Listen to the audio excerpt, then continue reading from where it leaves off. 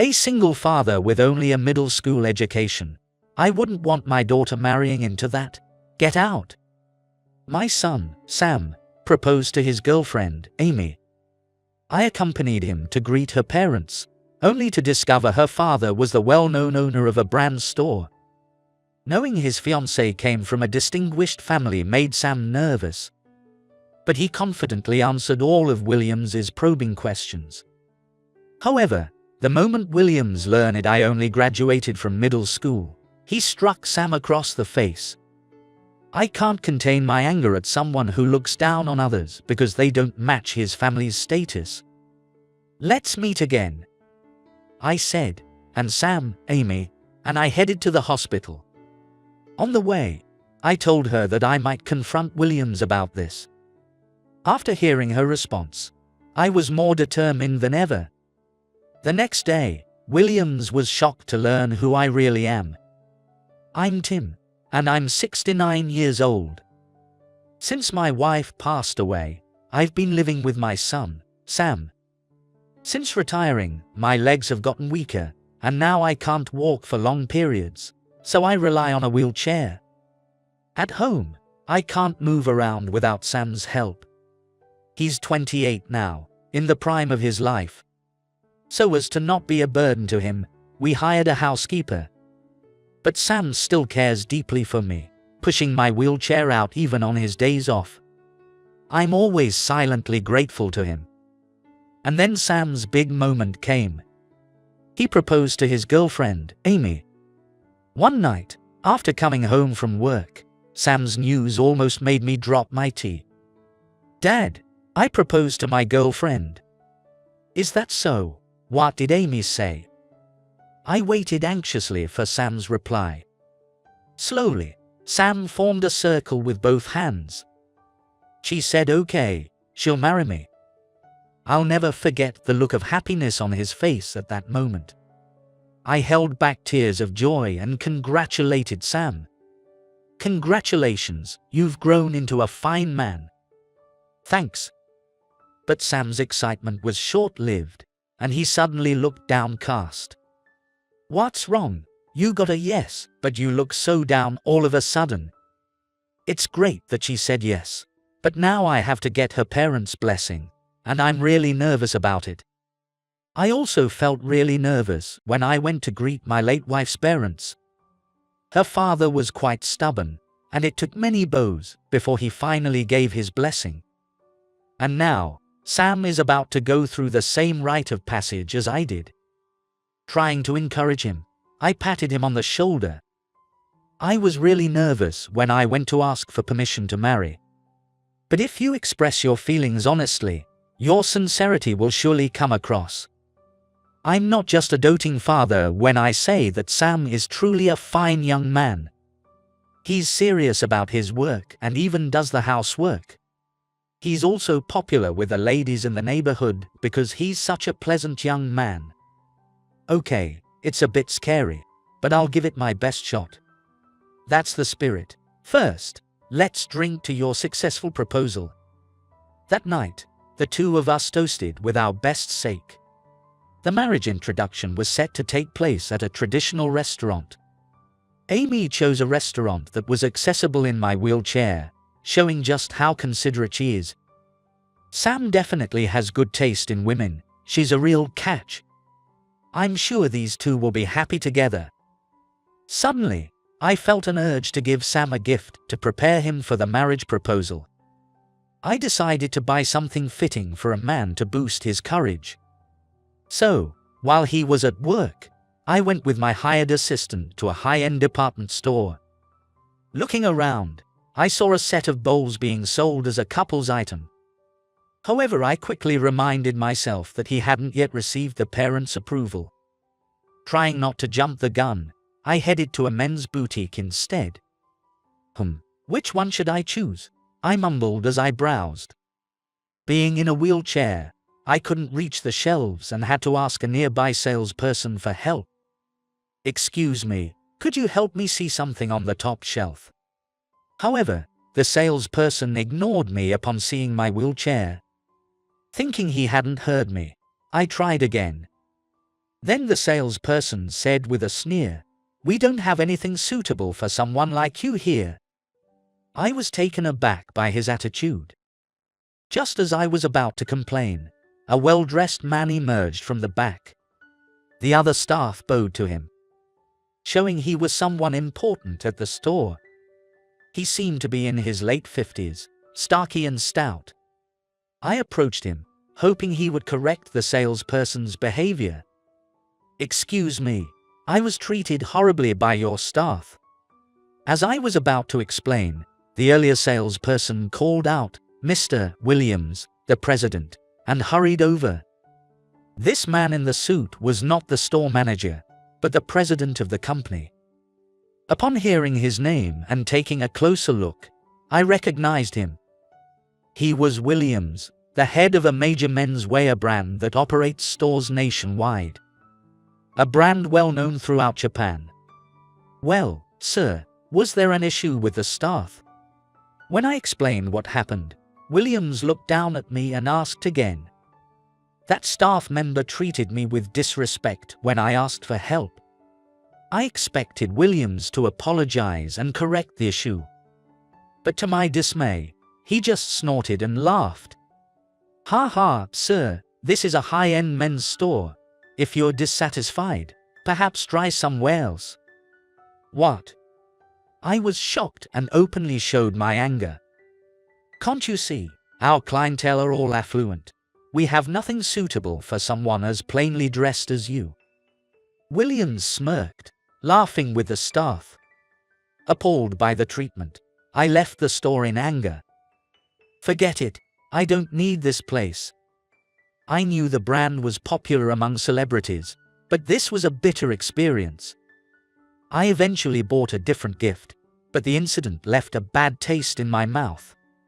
I plan to give Sam the gift after a successful marriage proposal meeting.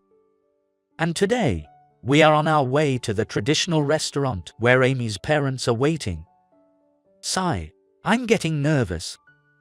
Sam sighed as he pushed my wheelchair. "Don't worry, Amy's parents are probably nice people." I reassured him multiple times as we approached our destination. Though traditional Japanese restaurants often have mats and cushions, they accommodated me with a room with chairs and a table. Waiting there were Amy and her parents. But the moment I saw her father's face, I involuntarily exclaimed, "Oh, what's wrong, Dad?" "Nothing, it's nothing." The father of the other party turned out to be Mr. Williams, the president from earlier. Indeed, Amy shares his last name, which isn't unusual, so I hadn't thought much of it. When I saw Williams, he looked at me and nodded with a smile.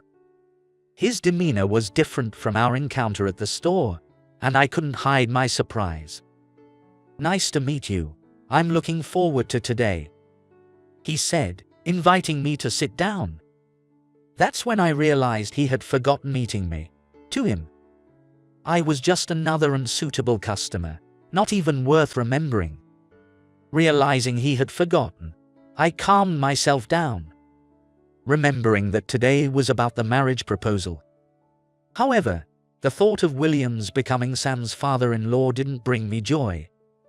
Japanese cuisine was served, and as the meal began, I felt awkward while Williams started a conversation. "So, where did you meet my daughter Amy?" "I met Amy through a mutual acquaintance at work, and it was love at first sight for both of us. They dated after work, and their relationship deepened," I added. "Ah, you have a good eye to take a liking to my daughter," Williams chuckled.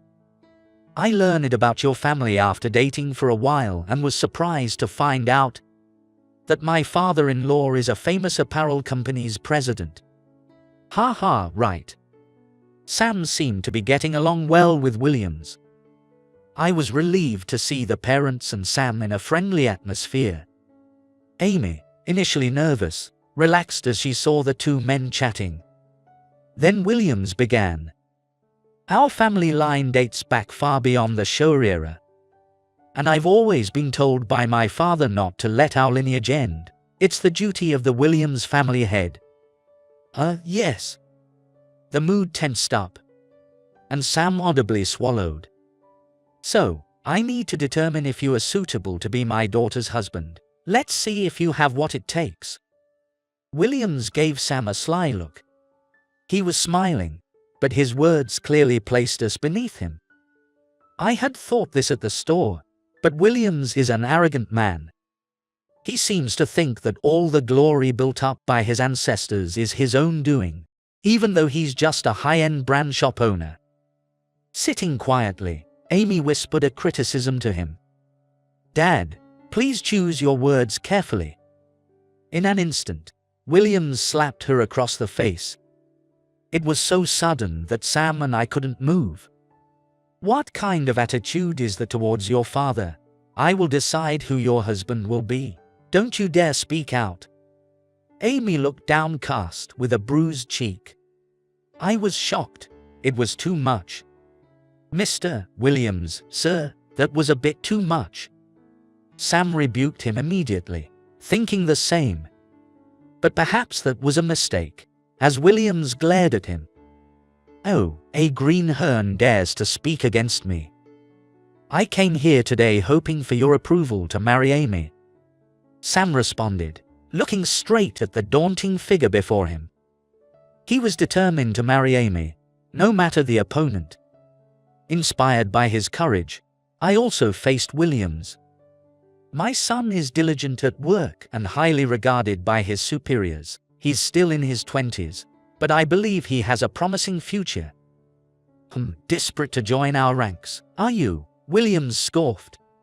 Keeping my cool against his snide remark, I said, I only wish for my son and Amy's happiness. Please, grant them your blessing for their marriage. Then I bowed my head down to the table. Please, let your daughter marry me. Sam followed suit, bowing deeply. However, Williams clicked his tongue loudly. Didn't you hear? I decide if you are suitable to be my son-in-law. Dad, don't raise your voice. It's disturbing the other patrons. Amy intervened. Be quiet. Your marriage is my decision to make. Despite Amy's attempt to stop him, Williams glared back at us. Why are only two of you here? It's only polite for both parents to come to a marriage meeting. You know that Sam's mother. It seems Sam had already explained our family situation to her. But Williams appeared to have completely forgotten. My wife passed away when Sam was in high school. Since then, it's just been the two of us, I explained. We've overcome the grief of losing family members and are here now. My role, having outlived my wife, is to ensure Sam's happiness. So, it's a father-son household. Such broken people shouldn't dare approach our family, Williams sneered. Sam and I were stunned by his insult. Amy and her mother looked at Williams in disbelief. Please take back what you just said. I might overlook it if it was just about me. But I can't ignore an insult towards my father and late mother. Sam, sitting beside me, was visibly angry, his face turning red. An insult. I'm merely stating facts. Williams scoffed, taunting him further. Then, ignoring our opinions, he bombarded us with questions. Any promotions in the pipeline? If the current project I'm negotiating succeeds, there might be a chance for a promotion to manager. And you think that's enough to marry into? Williams laughed mockingly. Every time Sam answered, Williams would laugh at him as if mocking him. The atmosphere felt as oppressive as a stress interview, weighing heavily on the room. Amy and her mother, perhaps frightened by Williams, remained silent and looked down the whole time. I only like high-educated elites. Surely, Sam, you've graduated from a decent university, right? I was getting angry at the way he was sizing up Sam. Facing Williams, who judged us as lesser and sneered, I wanted to put him in his place. But I knew any rash actions could jeopardize Sam's marriage. I studied economics at a national university and have experience studying abroad. Sam responded firmly, unfazed by Williams's oppressive questioning. Amy seemed relieved by his demeanor. I felt proud of my son. But perhaps disliking Sam's attitude, Williams frowned and turned to me with a question. "And where did you go to university?" I felt an unpleasant premonition but could not lie. Due to financial reasons, I only graduated from middle school and never went to college. At my answer, Williams twitched his eyebrow and fell silent. Amid the heavy silence, Sam spoke up. "Educational backgrounds don't matter between Amy and I. We are serious about wanting to marry. So..." Just as he continued, Williams's fist struck Sam's face. Sam. He was sent flying, crashing through the sliding doors onto the outside corridor. A passing server screamed in shock. I moved my wheelchair to see Sam with his nose swollen and red. Amy rushed over and pressed a handkerchief to his nose. At this point, my patience with Williams had run out. "What are you doing to my son?" I yelled at him, and Williams looked down on us with cold disdain. "A single father with only a middle school education. I wouldn't want my daughter marrying into that. Get out." It seemed he had struck Sam because of his disdain for our family background and educational level. "Let's meet again." Filled with the urge to retaliate but prioritizing Sam's care, I knew we needed to get him to a hospital due to a possible fracture. After giving Williams a stern look, I asked a server to call a taxi. While waiting, I asked Williams one last question. "Do you recognize my face by any chance, Mr. Williams?" "What? I wouldn't know someone as poor looking as you." Williams glanced at me and scoffed dismissively. "Is that so? That's too bad." "What?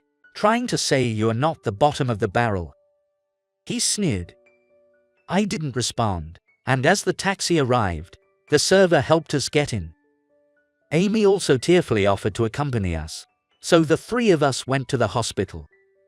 On the way to the hospital, Amy spoke up softly. "My father has always been like this, always saying, 'We are a noble family.'" It seems Williams grew into such an arrogant person due to the privileged environment he was raised in. Having too much wealth seems to corrupt people. Yet, Amy is such a kind-hearted woman, unlike what one would expect from someone like him. She's still showing concern for Sam now. How happy Sam and she would be if they got married. But the huge obstacle they face is Williams. Wanting to support them, I said to Amy, "We might have to confront your father, and it might affect you, your mother, and your home." She looked at me with wide eyes. Then with a determined look, she replied, "No matter what, I want to marry Sam. I will tell my mother myself." Knowing her feelings, I took out my cell phone and made a call. "Hello, it's me. Sorry for the urgency, but gather everyone for an emergency." Soon after, we arrived at the hospital. Fortunately, Sam did not have any fractures, only needing some ointment. We got a medical report from the doctor, now ready to handle Williams whenever necessary. The next day, I went to a rented conference room somewhere in downtown. Worried about me, Sam was with his assistant today due to work. When I entered the conference room, many people were already there, including some older gentlemen and a woman in her 40s wearing glasses. Williams was also present. Seeing me, he looked utterly shocked. "Why are you here?" he exclaimed loudly. As soon as he raised his voice, the others in the room glared at him. Noticing the odd atmosphere, Williams looked around nervously. "What's going on with everyone?" "It's obvious, Mr. Williams," you shouted, one remarked. "What, more importantly, why is a middle school grad in this sacred place?" Initially shocked, Williams now looked at me with disdain. "I gathered everyone here urgently," I responded. "What, you are not an outsider?" Williams shouted in anger. But inciting his emotions further, I smirked mischievously. Is it appropriate to speak to me like that, considering I'm the majority shareholder? Or Williams's face turned to disbelief, and I couldn't help but laugh. My goodness, not knowing your own company's shareholders. What a noble family, I taunted. What? It's true. I own more than half of the company's shares and attend shareholder meetings. Though being in a wheelchair, I might not seem very noticeable. I had called the shareholders yesterday to organize an emergency shareholder meeting. Thank you for attending despite the short notice, I said, bowing to the shareholders, who returned the gesture with smiles. Then, looking back at Williams, who stared at me wide-eyed, he flinched under my gaze. Thank you for yesterday. I wanted to express my gratitude by holding this emergency shareholder meeting here. What gratitude? Williams trembled nervously. As the principal shareholder, I've worked as an investor. Even now, from my wheelchair, I analyze market trends and mentor juniors on investment strategies. The profits from my investments have exceeded hundreds of millions of dollars, enabling me to provide financial aid to numerous companies. In return, as a shareholder, I can influence the company's management policies and participate in the appointment and dismissal of executives. I would like to discuss a proposal for the dismissal of President Williams, I said. What? Fire me? That's ridiculous. Williams exclaimed and tried to leave the room. However, other shareholders blocked the door. Last night, when I told the shareholders about the emergency general meeting, they agreed with me and proposed a vote of no confidence against Williams. Considering he struck the son of the principal shareholder, appropriate sanctions are necessary, I stated, glaring at Williams. Realizing the gravity of the situation, he began to sweat and panic. Yet, he chuckled smugly, then burst out laughing. Ha ha, you think you can intimidate me? I won't let my family's legacy crumble in my generation. Williams looked around at the shareholders. If you fire me, this company is finished. Our brand stands out because of its 100-year history. I plan to merge it with another company I support, I retorted. What? I am also a major shareholder in another company and considered merging it with Williams's. I was prepared to use any means necessary to oust this contemptible man from his presidency. It's called an absorption merger. Your company will be absorbed by another, I explained. What? I won't allow it. Williams stated defiantly. An absorption merger would mean he could no longer be president. Sensing his position was threatened, he directed hostility towards me. I won't let someone who knows nothing about running this family business take it from me. I can't let the injustice done to my son go unaddressed, I countered. We glared at each other, the tension palpable. Then Williams pointed at me with a cunning smile. You say he was harmed, but do you have any proof? Proof? It's rude to accuse someone without proof. You won't be easily forgiven even if you apologize on your knees. Then he loudly addressed the other shareholders. Have any of you seen proof from Mr. Tim? They looked at each other and shook their heads. I had only verbally informed them of the situation. Nobody has any proof. Then Mr. Tim's claims must be false.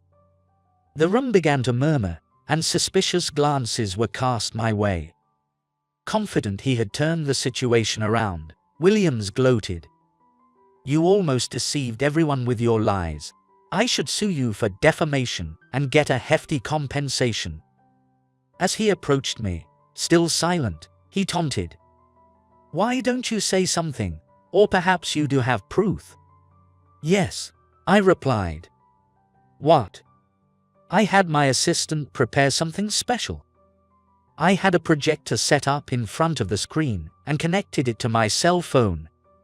I've obtained special cooperation for the agenda, I will now play a video, I announced to Williams and the others. I then played the video stored on my phone. Displayed on the screen was a scene of the Williams family and my family having a meal together. The footage was shot from an overhead perspective, clearly from a security camera. When Williams realized he was on camera, he started to panic. "What is this video? When did you get this?" He tried to approach me, but the shareholders held him back. I had anticipated this and secured the evidence in advance. In fact, after sending Sam to the hospital yesterday, I went back to the restaurant. I explained the situation to the owner and the waitress and bought the security footage from them. "Did you bribe the restaurant? What a low move," Williams exclaimed. "I'm not so naive as to stay silent after my son was attacked," I retorted.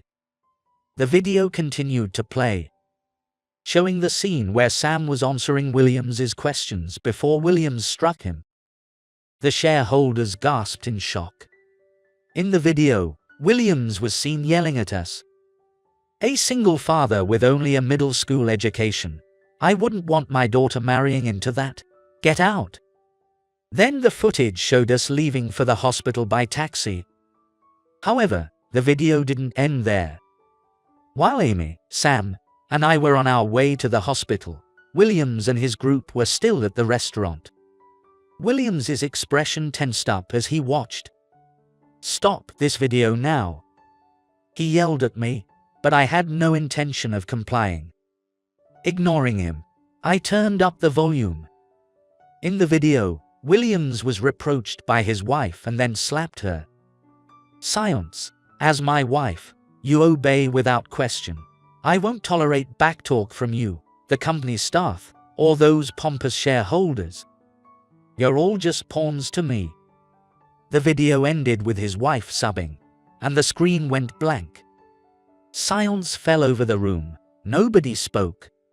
Williams stood pale-faced in front of the screen. That was the evidence video of President Williams hitting my son. "Oh, and the last part was just a bonus," I said with a smirk. "Now, you can't deny it happened," I continued. Williams, trembling, turned to face the shareholders. "Ah," he squeaked, stepping back in a pathetic manner. The shareholders glared at him fiercely, ready to pounce. With the proof presented and his disdain for the shareholders revealed, Williams found himself cornered by everyone present. "You insulted the people who fund you. You know what happens next, right?" Williams's face contorted as he began to unravel. "One can only imagine what happens to a company once its shareholders turn their backs," I added with a smirk. "Even the vast wealth of the Williams family would be severely hit if the shareholders collectively abandoned them. Moreover, if the incident with Sam and Williams's harshness were exposed externally, it would damage the company's image. Client transactions might also be withdrawn." "Okay, I understand. I'll increase the dividends for everyone, so please forgive me," Williams pleaded, putting his hands together in front of the shareholders. But they were furious, saying, "We can't forgive someone who's insulted us behind our backs. Please, I'm terribly sorry, forgive me." Williams kept apologizing. Surrounded by the majority of people, now forced into a humble posture. Normally bold, he quickly cowers when his position weakens. Seeing this, I realized, that's the real Williams. Raised in privilege and pampered from birth, he lost any sense of gratitude, using his ancestors' prestige to look down on others. Living luxuriously and complacent, Williams struck Sam without knowing I was the principal shareholder. This is the result of his choice. Unable to gain forgiveness from the shareholders, he half cried, clinging to me. "Mr. Tim, I am so sorry. Please forgive me. Do you regret hitting my son?" He nodded vigorously and knelt before me. "Absolutely, I will also pay damages to your son, so please continue to support us financially." "I refuse. My goal is to remove you from the presidency." Then I continued. "We met before the marriage meeting, remember, at that restaurant we visited?" Art. He finally recalled our meeting at the restaurant, his face turning pale as he trembled. "A company that can't train its staff properly isn't worth supporting." I gave him a cold look. Out of desperation, Williams blurted out an incredible offer. "Then, I will give you my daughter Amy. I have raised her strictly. She is a fine woman. Please, do as you wish with her." Despite it being his own daughter, he treated her like an object, which enraged me. "Don't mess with me. Children are not offerings." Anger nearly caused me to fall from my wheelchair. "I apologize, but Amy wishes to marry Sam, and her will is also my will." "Oh, so you won't oppose Miss Amy's wishes?" "Of course not." As I smiled slightly, he returned a nervous smile, misunderstanding my forgiveness. He slumped down, relieved. "Let's hear it from the person herself then." I called out towards the door, "Come on in." As the door opened, Sam, Amy, and Williams's wife entered. Seeing the three, Williams's mouth fell open in astonishment. "Why are you all here?" "We came together." I had asked the three of them to wait by the door until I gave them a signal. I called the three of them here to directly confront Williams with their intentions. "Father-in-law." Sam, with gauze on his nose, glared at Williams. Seeing Sam and me, Williams quickly bowed his head to him. "Sam, I deeply apologize for raising my hand against you. I am very sorry." Sam didn't respond and turned to face Amy. "My desire to marry Amy remains unchanged, but first, please hear what she has to say." Amy looked straight at her father and said, "I have lived obeying your orders, grateful for how you raised me, but now I choose to be with Sam." "Amy." She and her mother stood side by side, glaring at Williams. "My mother and I are leaving the house and will cut ties with you." Whoa. In the taxi, I learned about her decision to separate from Williams. That's why I brought them here to tell him directly. "Why? How? You're my wife, aren't you?" He grabbed his wife's shoulder, shaking her. However, she presented him with signed divorce papers. "I will not let a cruel husband dictate my daughter's life." Sam and Amy then declared to Williams, "We will get married after cutting ties with you. And my mother and I are leaving home. Thank you for everything up to now." She bowed her head, signifying their estrangement. Rejected by his family, Williams sobbed and clung desperately. "No, don't abandon me. I've been awful, raising my hand and speaking harshly. I regret it. Don't leave me." But they looked down on him expressionlessly. Seizing the moment of his isolation, I addressed the shareholders.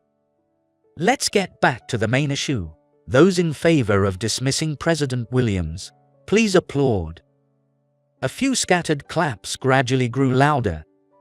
When everyone except Williams clapped, his fate was sealed.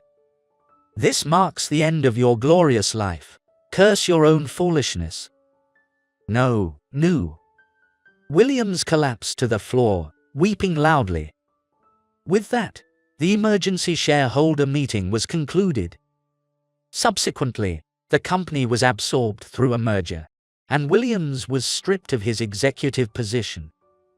Now ostracized by former business associates aware of his brutality, he found himself utterly alone. Moreover, a skilled lawyer hired by his wife exposed years of domestic harassment, resulting in a multi-million-dollar settlement. The once prestigious Williams family ended with his generation.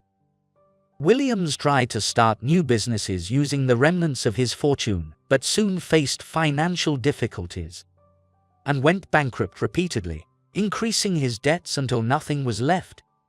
His mansion was seized for debt repayment, and all valuable possessions were confiscated. Without work, family, or a home, Williams wandered until he became homeless.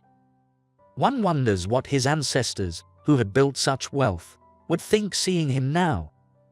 Likely standing at his bedside at night, whispering words of resentment. After the merger, Amy and her mother lived modestly, their faces brightening, freed from Williams's oppressive presence. Relieved, Sam happily married Amy. They built a new home and invited me to live with them. Initially, I refused, not wanting to intrude on the newlyweds, but they insisted, and I was spared loneliness. And one thing I almost forgot. I finally gave Sam the wedding gift I had carefully been saving for him.